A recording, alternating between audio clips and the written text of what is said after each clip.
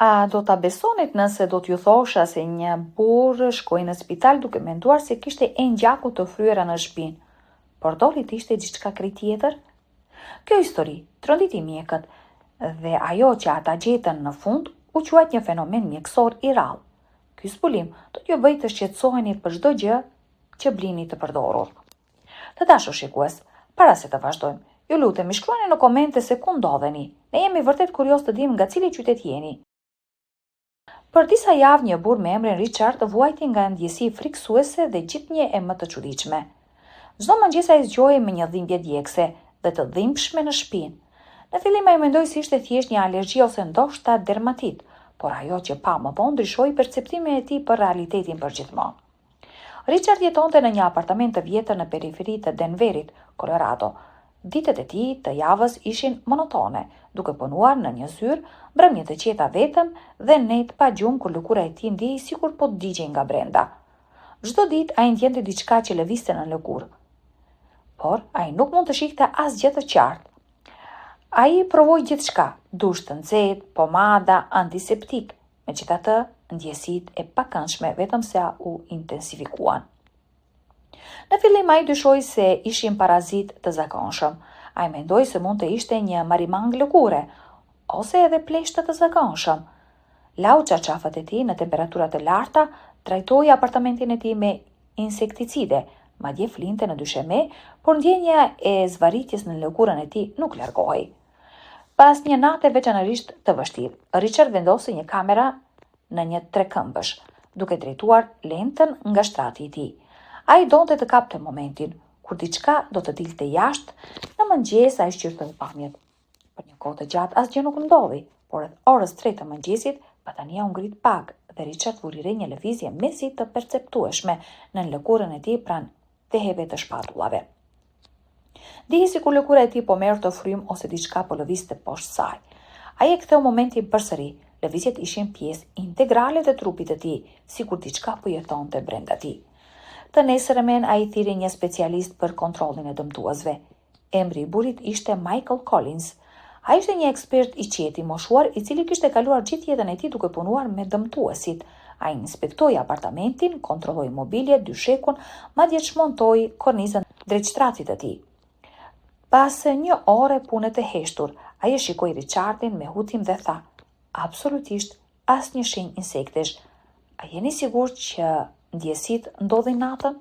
Richard tundi kokën. "Po, bëhen më të forta çdo natë dhe mendoj se është brenda meje."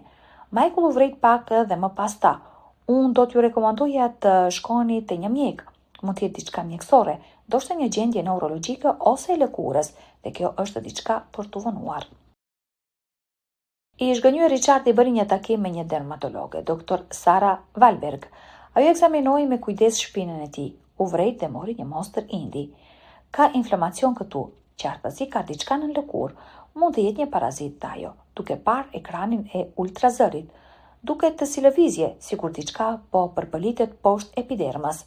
Richard u zbe, ai filloi të ndiejë të dridhura. Të nesërmen doktor Wahlberg telefonoi. Biopsia konfirmoi praninë e një elementi të huaj biologjik. Nuk është as tumor dhe as alergji, është një organizëm i gjallë. Ju rekomandoj të konsultuani menjëherë me një parazitolog ose entomolog. Kjo është shumë serioze.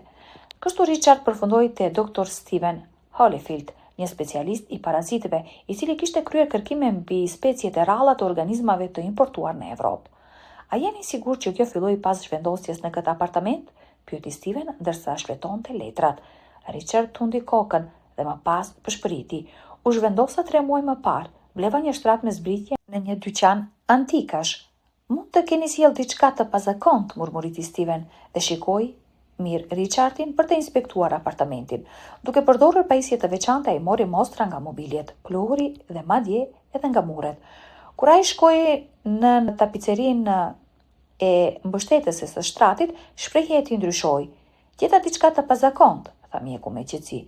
"Do ta çoj këtë në laborator, por përgatituni për më të keqen." Richard mezi fjeti atë natë. Trupi i tij po digjej dhe shpina e tij kruhej tmerrsisht keq. Horrori u intensifikua. Në mëngjes ai zbuloi se i gjithë shpina e tij ishte fryer dhe lëkura midis teve të shpatullave po pulsonte, sikur diçka po përpiqej të shtyente nga brenda. Telefoni ra, ishte Steven. Richard, hajde këtu me njerë, më duhet ju a tregoj këtë personalisht, bërtiti mjeku. Në laborator Richardi pa një mikroskop, pa një tjetër. Ishte një organizëm i hollë që përpëlitej. Dr. Holyfield tundi kokën. Ky është një parazit, një krimb parazitar, nën lëkurë, rralli gjetur jashtë tropikëve. Ai gërmohet nën lëkurë dhe jeton midis shtresave të muskujve. Vezët e tij depozitohen brenda indeve dhe çelin brenda disa javësh. Pra ka një gjarpër brenda meje dhe po bën vezë, thiri Richard. Pothuajse, nuk është një gjarpër në kuptimin konvencional, por është një organizëm i ngjashëm me krimbin, deri në 15 cm të gjata. Duke pasur parasysh simptomat, ai ka arritur fazën e të rriturve. Ndërhyrja urgjente kirurgjikale është e nevojshme, shpjegoi Dr. Holyfield. Atë mbrëmje Richard u shtrua në spital. Në sallën e operacionit mjekët u menduan të nxjerrin krijesën lëvizëse, e cila u dredhua ndërsa tërhiqej nga zona nën shpatullore. Ajo vazhdoi të përpëlitej edhe për disa sekonda pas heqjes. Operacioni ishte i suksesshëm. Një javë më vonë, Richard u takua përsëri me Stevenin. Ne kemi vërtetuar, tha mjeku, se vezët e parazitit u sollën me tapicerin prej pëlhure të shtratit të bërë në Azinë Jugore. Ky rast është unik. Ne tani e kemi shtuar këtë specie në bazat e të dhënave ndërkombëtare. Ndoshta kjo do të ndihmojë në parandalimin e incidenteve të ngjashme në të ardhmen. Kështu Richard u bë viktim e një fenomeni mjekësor të rrallë, një krimb parazitar nën lëkurë, cikli jetësor i të cilit u zhvillua pikërisht në lëkurën e tij, duke kërkuar ndërhyrje të menjëhershme për të parandaluar komplikacione serioze. Të dashur shikues, a mendoni se duhet t'i kushtoj më shumë vëmendje origjinës së sendeve të dekorit të shtëpisë? Çfarë do të bënit ju në vend të Richardit? Ju lutemi, ndani në komente.